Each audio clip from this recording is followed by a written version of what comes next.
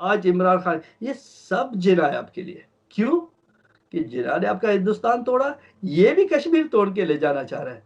जी, मैं कहूँगा बलूचिस्तान से के लिए कुछ करने से पहले इंडिया के लिए कुछ करे। आज अगर ये सारे रीजन साथ होते तो यहाँ मुसलमान भी स्ट्रॉन्ग होते थे, हिंदू भी स्ट्रॉन्ग होते, भारत स्ट्रॉन्ग होती। अब देखिए पाकिस्तान का मेन रिसोर्स या सोर्स ऑफ इनकम क्या है? दो है, एक बलूचिस्तान का वेल्थ, दूसरा भीख मांगना। इंडिया से नहीं बचेगा।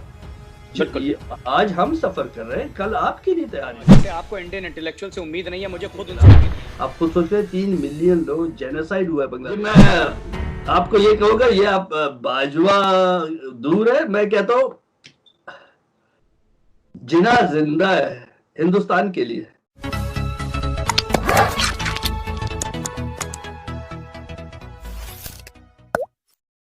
मैं आपसे ये जानना चाह रहा हूँ साहब कि आपका क्या मैसेज है इंडियन गवर्नमेंट से। आप ये बताएं कि हम लोग चाहते हैं इस इंटरव्यू के थ्रू या इस बातचीत के थ्रू मैं चाहता हूं कि बलूचिस्तान के बारे में कॉन्वर्सेशन इंडिया के पॉलिसी सर्कल्स में दोबारा शुरू हो। ये बीच में बोल देना कि साहब हम बलोच के साथ हैं, वो हमारे भाई हैं। अरे अगर भाई हैं तो कुछ करो, अपनी पॉलिसी लाओ, कुछ ग्राउंड पे करके दिखाओ। सिर्फ मुंह से बोलने से तो मैं बोल दूं आप मेरे भाई हो, उसकी कोई वैल्यू नहीं है। You have to do something on the ground. तो मैं ये जानना चाह रहा हूं कि आप इंडियन गवर्नमेंट से चाहते क्या है, कॉन्क्रीट स्टेप्स क्या चाहते हैं आप इंडियन गवर्नमेंट? जी, मैं कहूँगा बलूचिस्तान से के लिए कुछ करने से पहले इंडिया के लिए कुछ करे। आपके नेशनल एंथम में सिंध भी है, पंजाब भी है, लेकिन आपने सिंध पंजाब को तो रिक्लेम ही नहीं किया। तो अब इंडियन लोगों का या पॉलिटिशियन को सोचना चाहिए, आपके नेशनल एंथम में जो जमीन है, आप सिर्फ वो भी पंजाब है, ये पंजाब तो इंडिया ही था जो पाकिस्तान का। तो आपके नेशनल एंथम में आप उसका नाम लेते हैं, हर दिन करोड़ों लोग नाम लेते हैं, लेकिन ये काम भी नहीं करते। उसको वापस बोले ये हमारा जमीन है और हमें वापस मिलना चाहिए हिंदुस्तान में, भारत में, इसको वापस ले आइए। ये और सिंध भी करना पड़ेगा। और पाकिस्तान जो है, अब देखिए पाकिस्तान का मेन रिसोर्स या सोर्स ऑफ इनकम क्या है? दो है, एक बलूचिस्तान का वेल्थ, दूसरा भीख मांगना इंटरनेशनली। वो तो भीख मांगता है, तो उसका बलूचिस्तान अगर इंडिपेंडेंट होगा तो वो उसका इंडिपेंडेंट पाकिस्तान का वैल्यू खत्म हो जाएगा, उसको भीख भी नहीं मिलेगी बाहर मुल्क से। कल तक हम लोग ये कहते थे इंडिया को लेके कि China to the north and Pakistan to the west, लेकिन कल ये होगा कि China to the north and China to the west. आपकी बात बिल्कुल सही है कि ये तैयारी जो हो रही है इंडिया के खिलाफ हो रही है। और क्योंकि बलूचिस्तान मिनरल रिच है और उस रास्ते में है, तो अभी बलोचों के साथ जो तशद्दुद हो रही है, अगर इंडिया अपने कान बंद रखे कि जी कोई बात नहीं, बलूचिस्तान में आग लगे, कोई दिक्कत नहीं है, आग लगने दो, कल वो आग इंडिया में लगेगी।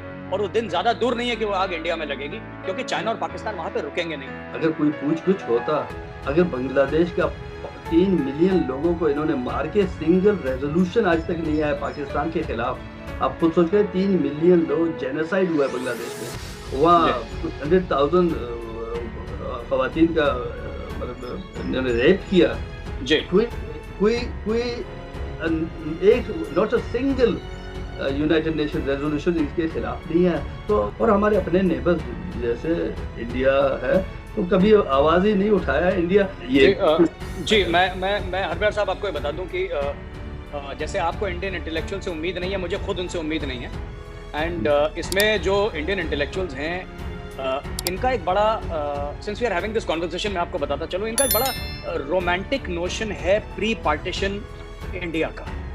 लेकिन फिर भी यहाँ से इंडिया से मैं खुद मुझे कहते हुए बुरा लग रहा है कि यहाँ पे जो कुछ इंटेलेक्चुअल्स हैं, and some of these intellectuals unfortunately, और मुझे कहना पड़ रहा है on record, they are not just anti Balochistan, these Indian intellectuals are anti India also.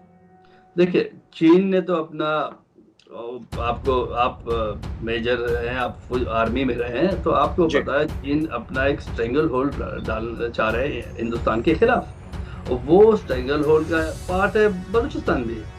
ये सोमियानी में तो ये अंडरग्राउंड नेवल बेस बना रहे हैं, जीवनी में ऐसे अपने पोर्ट्स बना रहे हैं, नेवल पोर्ट्स बना रहे हैं। ये तो आपके इंडिया को अपने हदफ भी, अपने इंडिया के लिए ये प्रिपरेशन हो रही है। ये बलोचों के लिए तो नहीं हो रहा है, लेकिन बलोच भी उसके अंदर आगे फंस गए हैं। लेकिन ये तो प्रिपरेशन, अगर जंग का कहे तो जंग है, इकोनॉमिकल वॉर कहे तो इकोनॉमिकल वॉर, मिलिट्री वॉर, तो वो उनका इंडिया और अमेरिका के खिलाफ भी अपना तैयारी कर रहे हैं। लेकिन बलूचिस्तान रास्ते में पड़ गया, बलूचिस्तान स्ट्रेटेजिक जगह है, इसीलिए उन्होंने वो पाकिस्तान को हेल्प कर रहे हैं इस टाइम। और लॉन्ग टर्म में, शॉर्ट टर्म में हमें अभी मुश्किल हो रही है, लेकिन लॉन्ग टर्म में, जैसे मैंने पहले भी कहा, लॉन्ग जी। टर्म में इंडिया से नहीं बचेगा।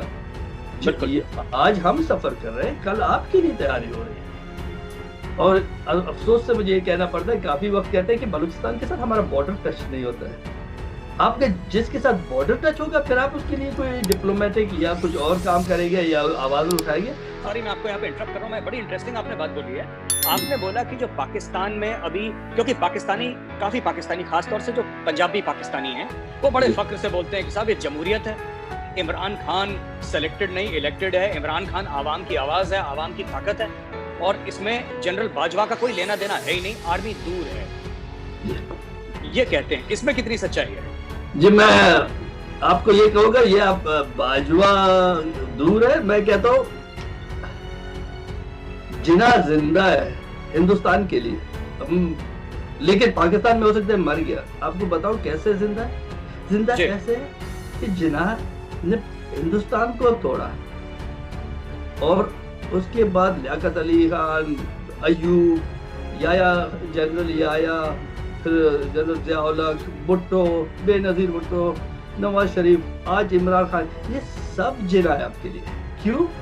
कि जिना ने आपका हिंदुस्तान तोड़ा, ये भी कश्मीर तोड़ के ले जाना चाह रहे हैं। तो आप ये गलतफहमी में नहीं रहे कि ये आपको छोड़ेंगे और इनका पॉलिसी चेंज हो गया, ये डेमोक्रेसी है, ये अब लोगों ने इलेक्ट किया। लोगों ने इलेक्ट नहीं किया जी, फौज ने इलेक्ट किया।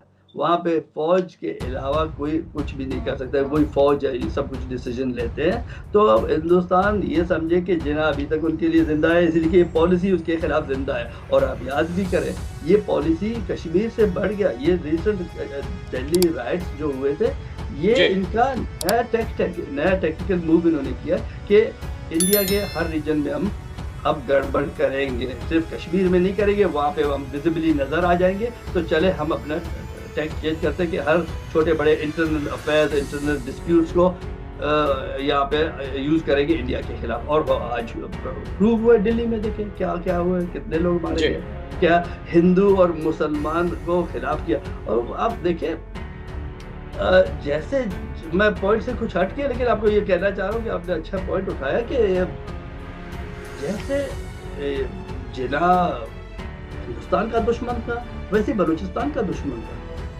जिना ने बलूचिस्तान को तोड़ा, बलूचिस्तान पे ऑक्यूपाई किया, कब्जा किया और हिंदुस्तान को तोड़ा। और अब ये भी गौर करें कि वो जिना सिर्फ हिंदू का दुश्मन नहीं था, हिंदुस्तान के हिंदू के बाशिंदों के दुश्मन, वो मुसलमान का ही बड़ा दुश्मन था। जी, आप फिर से पूछेंगे कैसे, मैं क्या होता हूँ, उन्होंने मुसलमानों को 3 जगह में डिवाइड किया। आज का बांग्लादेश, पाकिस्तान जो हिंदुस्तान है, और वो भारत का बड़ा दुश्मन था, और वैसे बलूचिस्तान का। आज आप गौर करें, उसके वजह से हिंदुस्तान के जो बाशिंदे हैं, भारत के बाशिंदे, वो कमजोर है।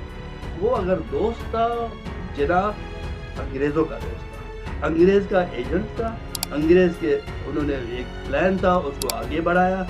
न मुसलमानों का कोई आवाज़ था, न हिंदुस्तान के हिंदुओं की आवाज़ था, वो अंग्रेज़ों का आवाज़ था, अंग्रेज़ों का प्लान था, और अंग्रेज़ों को फ़ायदा दिया। आज अगर ये सारे रीजन साथ होते तो यहाँ मुसलमान भी स्ट्रांग होते थे, हिंदू भी स्ट्रांग होते, भारत स्ट्रांग होते। लेकिन उन्होंने क्या किया, भारत को कम, अंग्रेज चालाक है, उसने लॉन्ग टर्म स्ट्रेटेजी बनाया जी, ये एक स्ट्रॉन्ग मुल्क होगा, हमारे कंट्रोल से बाहर होगा, इसको तोड़ के जाओ, ये लॉन्ग टर्म हमें सर्व कर रहा है। जैसे आज पाकिस्तान उनको सर्व भी कर रहा है, बहुत अच्छे तरीके से सर्व कर रहा है। तो ये सोच कर अगर हिंदुस्तान का मुसलमान सोचेगा कि अजीब जिना अच्छा बंदा था, मैं कहता हूँ सबसे बड़ा मुसलमानों का दुश्मन था। 3 जगह में तोड़ दिया, भारत का दुश्मन था भी, भारत को 3 जगह में, और ये न मुसलमान का दोस्त है, हिंदुओं का। मेरा ये